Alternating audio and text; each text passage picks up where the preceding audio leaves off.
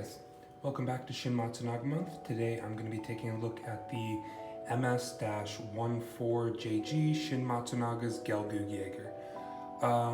This was a kit that I was actually looking forward to when I ordered it, and when I started taking a look at it doing this month, I actually chose this one over doing the RG Zaku because I've already got 3 Shin Matsunaga Zakus in this month, so this one, as well as the Gray Zeta, which was my previous review, are the ones I was kind of looking forward to because they're kind of off the beaten path. Yeah, people build Gelgoog Jager model kits, but at the same time, I don't see a lot of hype. I've only seen maybe 1 or 2 reviews of this on YouTube, so here is going to be my review of it. All right, let's get started. So the build process for this kit was fairly simple, as most HG kits are. I believe I mentioned in the unboxing, this is almost literally exactly the same as the HG Gelgoog Jager if you built that. If you take a look here, the only real differences are the stickers, and other than that, it's just different paint. It's a different color with different stickers, and that's about it. But yeah, the build process was not that hard at all. It took me about an hour and a little bit over that, so it's a fun little snap-up build. I had no problem with it at all. Nothing fairly unique about it if you built any kind of Gelgoog Jager, HG or MG, so yeah, overall the build process was pretty simple. So moving on to the accessories, you don't really get a lot in terms of accessories with this kit. You get some extra pieces here, but you get a couple extra hands and 2 beam sabers that are actually one piece. It's not like usual when you get a beam saber and you get the little handle and then you plug in the effect part. No, it's just one piece and it plugs right into the hand. And you get a rifle, as you can see here. Yeah, so not a lot of accessories, just some extra pieces, different set of feet, and some extra hands, but overall you're not going to be getting a lot with this kit, if I'm being honest. There's not a whole lot to talk about in terms of accessories because pretty much what you get is this and this. That being said, let's keep. So in terms of articulation, what you're going to be getting with this is not a whole lot, but what I will say is it is definitely stable.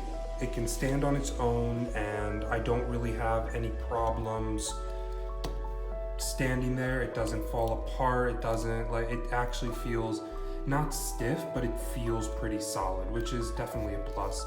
The only thing I'll say really quick is these, like especially the one on the right side for me, it just pops out like crazy. I literally almost every time I hold up the kit, it's not fastened in place. So I'm probably just gonna glue that because there's not really articulation on these, but I'm just gonna glue that in place, but just be wary. Maybe it's a factory default on my end, but that thing just pops out and I'm more like terrified of losing it. But in terms of articulation, what you get some articulation here on the little thrusters.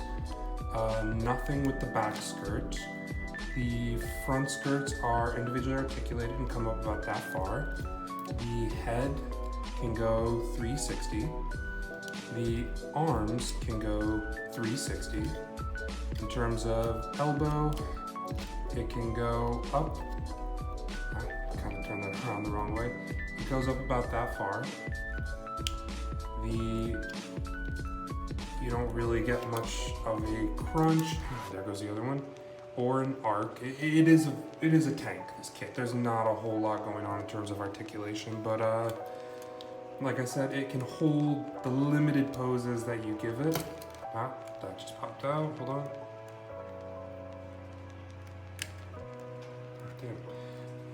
You get about that much of a kick and that much of a bend, and the foot you get about that much of a pivot, and it can go up. There's no individual articulation in the toes.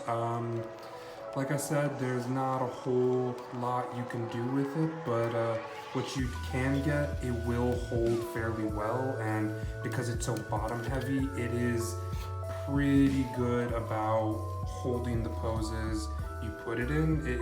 That is one of the positives in terms of articulation, unlike some of the Zakus where I'm not gonna say it falls apart in your hand, but you might think it's back heavy because of these thrusters, but these are kind of just empty, so you don't have to worry about back weight. It can hold whatever, albeit minimal poses you can get out of it. So that being said, so in terms of size comparison, here is next to the HG Zaku, the MG Zaku standard release, the, let me move this out of the way, the Gray Zeta, so, and as always, the RE100 Nightingale, which as always dwarfs everything, but as you can see, it's big for an HG kit. It's pretty bulky, it's pretty hefty, it's bigger as you can see than the HG Zaku. It's got more weight, it's got more heft, but as it pales in comparison to the Master Grades, which is to be expected. That's always how it goes. So in terms of size comparison, it's a decent size, not really much to say. You get your worth for it. So in terms of my final thoughts, do I recommend this kit?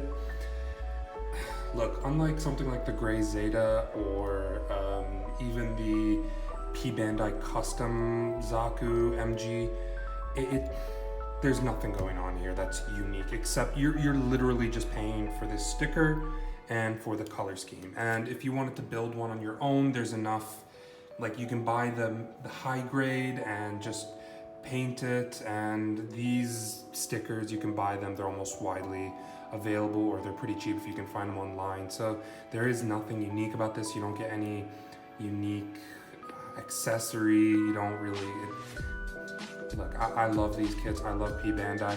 If this was a standard release, I'd say go for it, but if you're just looking for a Gelgoog Jager, don't get this. If you're looking for a custom Shin Matsunaga kit, yeah, this might be a bit up your alley because it's not a Zaku.